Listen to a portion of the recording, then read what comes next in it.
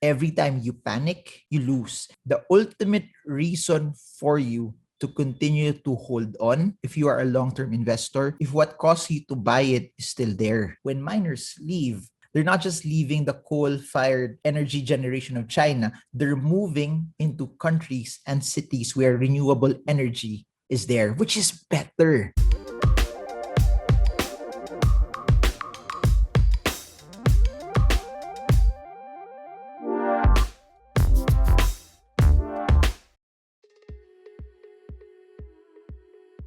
Hey guys, so Bitcoin and a lot of cryptocurrencies have massively dropped. By the time we're recording this, Bitcoin is below the 33,000 mark. Ethereum is below the 2,000 US dollar mark. BNB is below 300 once again. And if you're watching this, of course, it's not where we want it to go. It's not the narrative of those who bought to see their hard-earned money go down, to see their cryptos go down in value, because everyone who invests always would want their investment to push higher. And that's not just for the crypto market. It's for Philippine stocks. It's also for US stocks. It's also for the property market. People always are looking for a return. And I'm making this video to somehow get you through this time, because please remember this, that every time you are invested in the crypto market, times like this will happen. This is not the only time that we are seeing a dip in the cryptocurrency market, and I've made several videos about this, that we've seen it massively drop. So please remember that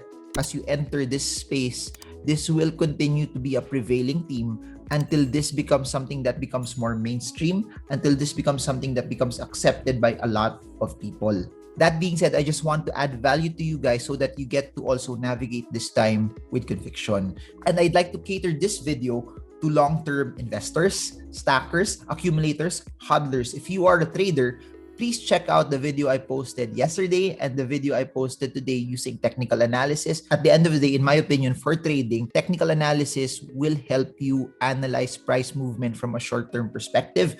But if you are an investor, you are a stacker, you are an accumulator, it's all about knowing what specific reasons you are investing in it for the long term. And that being said, you always go back to the tokens and the coins that you bought. You always go back to the value and to the utility of the tokens that you bought. That's why I've always zeroed into the fact that before buying a token or a coin, you need to know why you're actually buying it. What are the compelling reasons? For Bitcoin, are you buying it because you believe it's digital gold? Are you buying it because you believe that fiat won't have any value in the future? Are you buying Bitcoin because of its scarcity? Are you buying Ethereum because of NFTs? Are you buying Ethereum because of the smart contracts that could be built off of it? Are you buying BNB mainly because you're seeing so many things happen in the Binance ecosystem? Are you buying Cake because of the yields that you can get when you put it as an LP or as a pool? What are the underlying reasons on why you are investing? Are you buying Aave because you believe that its lending platform is something that's very, very game-changing? Or for VET, are you investing in it because of its supply chain capabilities and how it can disrupt the supply chain world?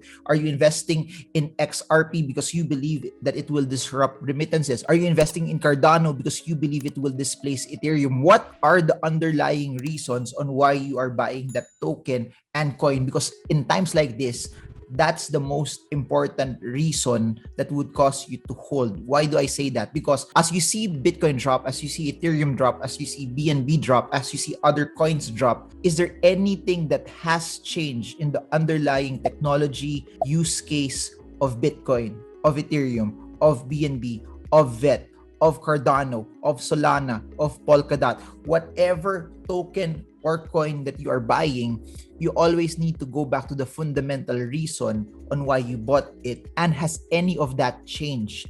Because if it's only the price that's dropping, but the value, the utility of it is still there, then that should be an opportunity for you to stack, to accumulate, to add more.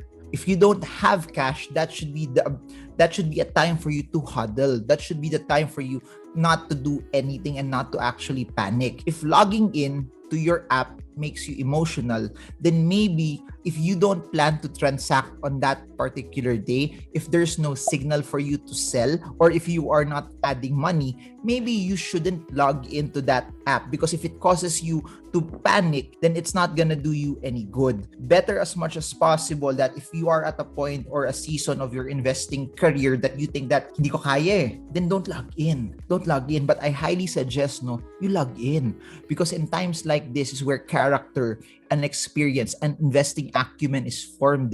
Imagine this. I'm 37 years old right now. If I will invest for the next 60 years, what happens today doesn't matter. What happens today in the grand scheme of things, it will make me a better investor 20 years down the line. It will make me a better investor 3 years down the line. And please remember this, the drop that happened in 2017 shaped me, helped me to not just be better as an investor, but it gave me a deeper conviction to ride out volatilities. If there's no change in the value, the utility, or any of the reasons why you bought that coin, hodl, stack, accumulate, diamond hands. And that's why I want to say this over and over. People say that those who made money from cryptocurrencies, they say that they're lucky, they got in early. Those who hodled early on, those who stacked early on, had to go through times like this, especially when at that time there was so much fear, there was so much uncertainty, and there was so much doubt, and information before across the internet, literacy in terms of investing wasn't as much. So what made them rich in 2021 was what they did during the drops of 2011, 2013, 2017, and so much more. Every time you panic, you lose. Whatever I say here are things that I am doing. Please don't just do it just because I'm doing it or I say it in YouTube. This is not financial advice. This is me sharing my information, my conviction. But at the end of the day, it's your money, it's your responsibility. So please take the time to revisit the reasons on why you actually bought it and the reasons why you're actually hodling it right now. If the price drops and the underlying reason on why you bought it is not there anymore, meaning the utility on why you bought Ethereum is not there, or it has changed, or Bitcoin is not as good anymore, or there's something that's changing, or they did not fulfill the promise on why it was actually bought in the first place, or why you actually bought into it. You bought it because you saw that it would be like this, but time has already passed and it has not hit that goal yet. It has not hit that target yet. Drops in price or even upward movements in price, what you hoped for that token or that coin, it did not happen, or it's no longer that, then you sell. The ultimate reason for you to continue to hold on, if you are a long-term investor, if what caused you to buy it is still there. For trading, it's a different story, of course, because it's pretty much driven by technicals. But for my long-term investing portfolio, I'm stacking, I'm adding, I'm buying, I'm hodling. The ones that I like the most, I will continue to stack, I will continue to add, I will continue to double down, I will continue to build a base, especially for Bitcoin. Because for Bitcoin, I've been saying this over and over, and I hope hindi kayo nagsasawa that I'm saying this, that Bitcoin's limited. And the more that you understand that, the more you realize that how central it is to everyone, that this gives you a shot to have a piece of asset that's deflationary, that's so scarce, that's so easy for you also to get into. In my opinion, the drop that happened right now, which is primarily caused by China, them banning crypto mining, will be generally good for the crypto market over the long term. Why? Number one, as miners leave China, it somehow will decentralize it once again. Please do remember that there's a very, very large concentration of miners that are in China. Now, that being said, when miners leave, they're not just leaving the coal-fired energy generation of China, they're moving into countries and cities where renewable energy is there, which is better. When miners leave China, when there would be FUD, fear, uncertainty, and doubt that China is putting out over the next few years regarding Bitcoin, it would not be as big of a thing as what's happening right now. It dropped because hash rates were down. Hash rates were down because they were not mining. And here's the thing, when they start going back again to mine wherever city or country they're doing it from, hash rates will go back up. This drop did not change any of the technology of Bitcoin. The technology is intact.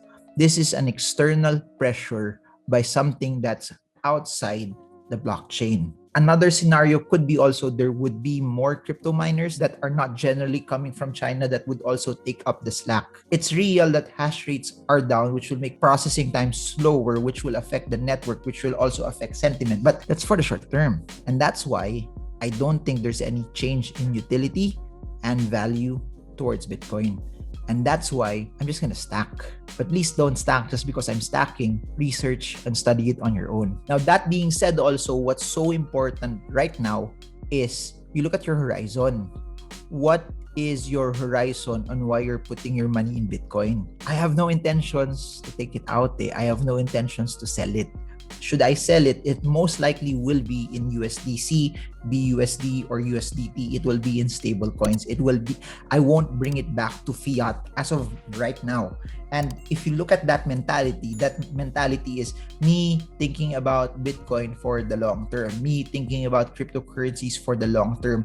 That downward moves, downward shifts that we have right now is not something that's scaring me. It's not something that's phasing me. It's not something that will cause me to be startled. I am in it as an asset class for the long term. And please do note this, I've been making videos about this, that I'm not taking out my money in the stock market. I'm not taking out my money in both Philippine and US stocks. It's still there. And when I was putting in money Feb, March, April, May, when it was not so exciting to enter the Philippine markets, it's paying off right now. My mentality towards stocks is really, I don't need the money. It's money that I don't plan to touch for the long term. That's the same mentality that I'm deploying right now to the cryptocurrency market space. So if I'm 37 and say I live until 90, that's 50 plus years of long-term massive investing. And the drops that happen right now might not mean anything 2 years from now, might not mean anything 5 years from now, might not mean anything 10, 20, 30 years from now. That's what I want to submit to all of you. You don't have to have the same timeline as what I have. What's so important is you have disposable money that you are investing. But above and beyond that, look at the timeline.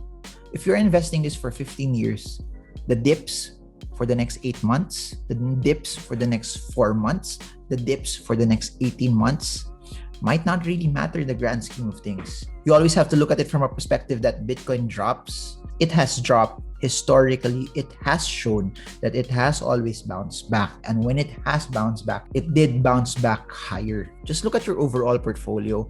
And that's why even when the crypto markets were zooming, I would never tell you to go all in, that you put all of your money purely in the cryptocurrency market. Because at the end of the day, even for me, it's still less than 20%, 15% of my portfolio. It might be even lesser now because of the drop that's going on. Think about it. That's what's causing me to sleep sound at night. I'm bullish on crypto for the long term, but I'm not putting everything there. Meaning drops like this allow me to still be okay because my Philippine stocks, my bonds, my US stocks, and my other assets are also working hard for me. I'll never stop saying this, that if you have the ability to hedge and diversify yourself, you do that. If you have the ability to have multiple streams of income, multiple assets, you do that as well. What I'm doing also right now is I'm trying as much as I can to build as much cash that I can deploy further, not just for the cryptocurrency market, although I'm gonna double down and put in more in the cryptocurrency market, but I'm putting in more also to Philippine stocks and US stocks, because at the end of the day, those are all assets, and the name of the game is to have as much assets as you can. The more assets you have, the better it will be for you long term. Stockpile, build multiple streams of income, build multiple assets, and think about it. If at the end of your life, you were able to stack 100 million pesos, and that 100 million pesos only grows by 10% in your entire lifetime, you still have 110 million pesos. That's better off than earning 500% and just putting a million. Always prioritize stacking. Always prioritize building volume. Always diversify. Always look at your long-term time horizon, and always look at the value and the utility of what you're investing into. So I hope you guys got a lot from this. I hope that this is something that was insightful. If you guys have any questions about this, feel free to put it in the comment section down below, and I'm going to try to make a video for you guys. If you're new to this channel, my name is Marvin Gurmo. I'm a stock market trader and investor, and I make daily videos on investing. We have links down below for all of the other videos that I created that you can check out via YouTube. And if this is a video that is helping you, encouraging you at this time, super appreciate it if you could press the like button, because it helps the YouTube algorithm.